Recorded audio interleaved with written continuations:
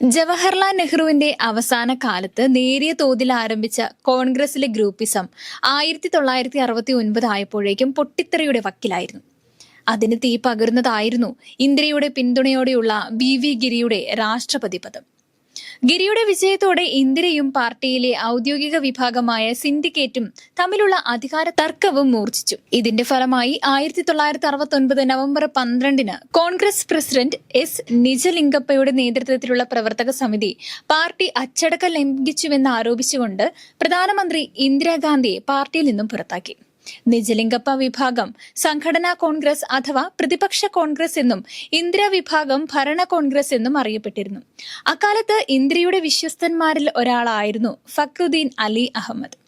1905 May 13 പുരാതന ഡൽഹി നഗരത്തില് doctor സൽനൂൽ Ali അഹമ്മദിന്റെയും റുഖിയയുടെയും മകനായിട്ടായിരുന്നു അദ്ദേഹത്തിന്റെ ജനനം. 20-ാം നൂറ്റാണ്ടിൽ ജനിച്ചവരിൽ നിന്ന് ഇന്ത്യൻ പ്രസിഡന്റ് ആകുന്ന ആദ്യത്തെ ആളാണ് ഫക്രുദ്ദീൻ അലി അഹമ്മദ്. ഉത്തർപ്രദേശിലെ ഗോണ്ട, ഡൽഹി, പഞ്ചാബ് സർവകലാശാല, കോംബ്രിഡ്ജ്, ഇന്നർ ടെമ്പിൾ എന്നിവിടങ്ങളിൽ നിന്ന് വിദ്യാഭ്യാസം പൂർത്തിയാക്കി പഞ്ചാബ് ഹൈക്കോടതിയിൽ അഭിഭാഷകനായി പൊതുജീവിതം ആരംഭിച്ചു. നിയമവിദ്യാഭ്യാസം അദ്ദേഹത്തിന്റെ ചിന്തകളെയും പ്രവർത്തനങ്ങളെയും ഗണ്യമായിട്ട് സ്വാധീനിച്ചിരുന്നു. നീതിയും ഭരണഘടനാ പ്രതിബദ്ധതയും ജീവിതമാർഗമായി സ്വീകരിച്ച അദ്ദേഹം ഉടൻ തന്നെ സാമൂഹികവും രാഷ്ട്രീയവുമായ മേഖലകളിൽ സജീവമായി. ഫക്രുദ്ദീൻ അലി അഹമ്മദിന്റെ രാഷ്ട്രീയ ജീവിതം ഇന്ത്യയുടെ സ്വാതന്ത്ര്യ സമര കാലത്തായിരുന്നു ആരംഭിച്ചിരുന്നത്. മഹാത്മാഗാന്ധിയുടെ അഹിംസയും സത്യാഗ്രഹവും അദ്ദേഹത്തെ ആഴത്തിൽ സ്വാധീനിച്ചിരുന്നു. അതിനാൽ തന്നെ അദ്ദേഹം ഇന്ത്യൻ നാഷണൽ കോൺഗ്രസിൽ ചേർന്നു.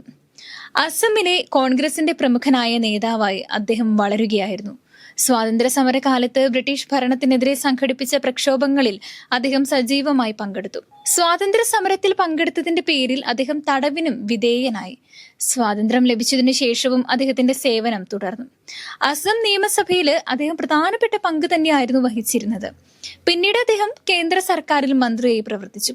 കാർഷികം, വിദ്യാഭ്യാസം, ഇന്ധനം, വ്യവസായം തുടങ്ങിയ വകുപ്പുകളിൽ മന്ത്രിയായിരിക്കെ അദ്ദേഹം രാജ്യത്തിന്റെ പുരോഗതിക്കായി നിരവധി പദ്ധതികളും ആരംഭിച്ചു.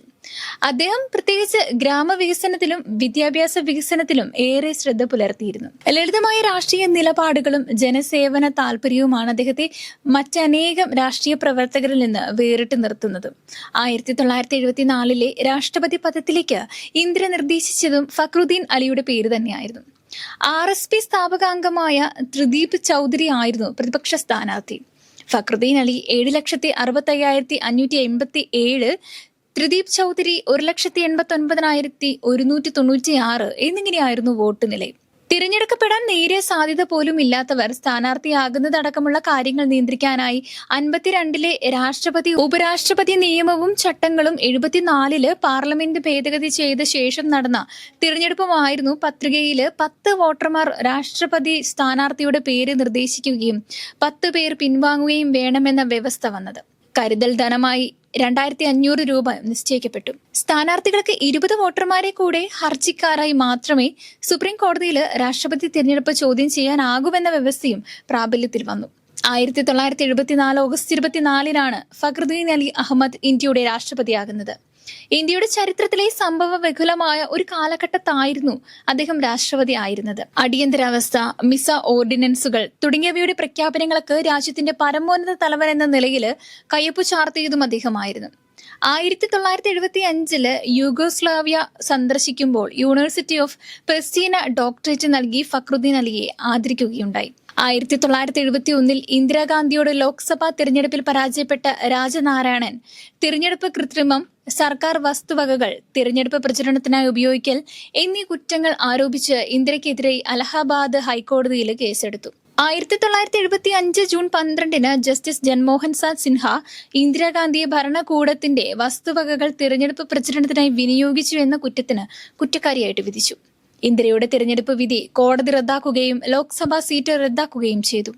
അടുത്ത 6 വർഷത്തേക്ക് ഏതെങ്കിലും തിരഞ്ഞെടുപ്പില് ഇന്ദിരാഗാന്ധി മത്സരിക്കുന്നതിൽ നിന്ന് കോടതി വിലക്കി. ഈ അവസരം കോൺഗ്രസിലെ മുൻ സിൻഡിക്കേറ്റ് വിഭാഗവും സോഷ്യലിസ്റ്റ് പാർട്ടിക്കാരും പ്രയോജനപ്പെടുത്തി. രാജ്യത്ത് ഇന്ദിരാവിരുദ്ധ പ്രതിഷേധങ്ങൾ ശക്തമാക്കി.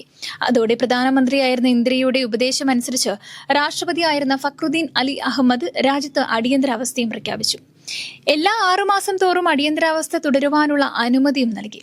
ഇത് 1977 തിരഞ്ഞെടുപ്പ് നടക്കുന്നത് വരെ തുടർന്നിരുന്നു. 20-ാം നൂറ്റാണ്ടിൽ ജനിച്ച ആദ്യത്തെ ഇന്ത്യൻ രാഷ്ട്രപതി. 1975 അടിയന്തരാവസ്ഥ പ്രഖ്യാപിച്ച രാഷ്ട്രപതി. അസമിൽ ഗോപിനാഥ് ബദർലോയ് മന്ത്രിസഭയിൽ ധനകാര്യ വകുപ്പ് മന്ത്രിയായ ശേഷം രാഷ്ട്രപതിയായ വ്യക്തി എന്നിവയാണ് അദ്ദേഹത്തിന്റെ പ്രത്യേകതകൾ.